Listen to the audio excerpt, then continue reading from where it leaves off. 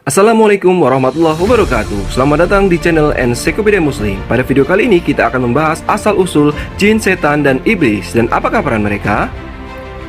Pada saat kita semua mendengar istilah makhluk halus, seketika itu pula pikiran kita tertuju pada jin, iblis, ataupun setan adalah makhluk yang menyeramkan dan sering mengganggu manusia. Istilah tersebut seolah-olah bermakna sama, padahal sebenarnya berbeda. Lalu apakah perbedaan jin, iblis, dan setan? Mari simak penjelasan pada video berikut hingga selesai. Istilah jin berasal dari kata janna yajunu yang artinya menutupi, menyembunyikan, menjadi gelap atau merahasiakan. Sedangkan jin berarti yang tersembunyi dan tidak dapat dilihat.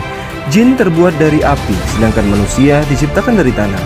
Jin dan manusia hidup di alam yang berbeda. Oleh karena itu, manusia tidak dapat melihat jin, namun jin dapat melihat manusia. Sebagaimana yang Allah Subhanahu wa Ta'ala sampaikan dalam Al-Quran Surat Al-A'raf ayat 21, yang artinya sesungguhnya ia jin dan pengikut-pengikutnya dapat melihat kamu dari suatu tempat yang kamu tidak bisa melihat mereka. Jin juga makhluk yang Allah Subhanahu wa Ta'ala ciptakan seperti halnya manusia. Mereka berkelompok-kelompok, berbangsa-bangsa, bahkan juga berkeluarga. Sebagaimana manusia, jin juga diperintahkan oleh Allah Subhanahu wa Ta'ala untuk beribadah kepadanya. Sebagaimana Allah Subhanahu wa Ta'ala berfirman dalam Quran surat Az-Zariyat ayat 56, dan aku tidak menciptakan jin dan manusia melainkan supaya mereka mengabdi kepadaku. Setan, kata setan berasal dari kata satona yang artinya jauh. Kata setan merupakan sebuah label yang diberikan kepada makhluk Allah Subhanahu wa Ta'ala yang menyesatkan, baik itu dari jin maupun manusia. Istilah ini sesuai dengan asal nama setan, yaitu satona yang artinya jauh, jauh dari kebenaran. Sebagaimana manusia, jin ada yang taat dan ada pula yang ingkar. Mereka yang mengingkari perintah Allah Subhanahu wa Ta'ala itulah yang disebut dengan setan. Bahkan manusia yang mengingkari Allah Subhanahu wa Ta'ala juga bisa dikatakan sebagai setan. Iblis, di dalam Al-Quran kata iblis hanya disebut dalam bentuk tunggal dan tidak ada bentuk jamak. Berbeda dengan setan yang memiliki bentuk jamak, syayatin. Hal ini menunjukkan bahwasanya iblis hanyalah satu. Namun iblis merupakan bangsa jin karena iblis diciptakan dari api. Iblis berasal dari kata ablasa yang berarti putus asa.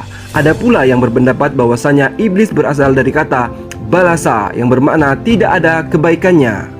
Kata iblis sering kita dengar dalam kisah Nabi Adam. Alaihissalam. Setelah Nabi Adam alaihissalam diciptakan, Allah Subhanahu wa Ta'ala memerintahkan malaikat dan iblis untuk bersujud. Malaikat pun bersujud, sedangkan iblis menolak karena merasa dirinya lebih baik daripada Adam. Perkataan iblis ini terangkum dalam surat Al-A'raf ayat 12. Iblis berkata, saya lebih baik daripadanya. Engkau ciptakan saya dari api, sedangkan dia engkau ciptakan dari tanah. Karena kekufurannya, iblis akhirnya dikeluarkan dari surga. Iblis pun akhirnya membuat tipu daya agar Adam dan Hawa juga dikeluarkan dari surga. Bahkan, ia pun berjanji untuk menggoda keturunan Adam hingga hari kiamat. Iblis akhirnya berhasil menggoda Adam dan Hawa untuk melanggar larangan Allah Subhanahu wa Ta'ala dan memakan buah kuldi. Saat menggambarkan kejadian tersebut, Al-Quran tidak menyebut iblis, melainkan setan. Lalu keduanya digelincirkan oleh syaitan dari surga dan dikeluarkan dari keadaan semula. Dan kami berfirman, turunlah kamu, sebagian kamu menjadi musuh bagi yang lain, dan bagi kamu ada tempat kediaman di bumi dan kesenangan hidup sampai waktu yang ditentukan. Sebelum perintah sujud kepada Adam alaihissalam, iblis merupakan makhluk yang taat beribadah kepada Allah Subhanahu wa Ta'ala. Namun akibat kesombongannya, iblis dimurkai oleh Allah bahkan dikeluarkan dari surga.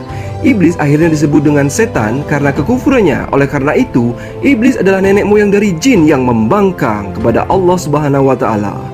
Wallahu alam biswab. Terima kasih sudah menonton video ini. Semoga pengetahuan ini dapat bermanfaat untuk kita semua dan umat Islam. Silahkan share dan subscribe channel ini supaya agar terus dapat bermanfaat. Sekian dari kami. Wassalamualaikum warahmatullahi wabarakatuh.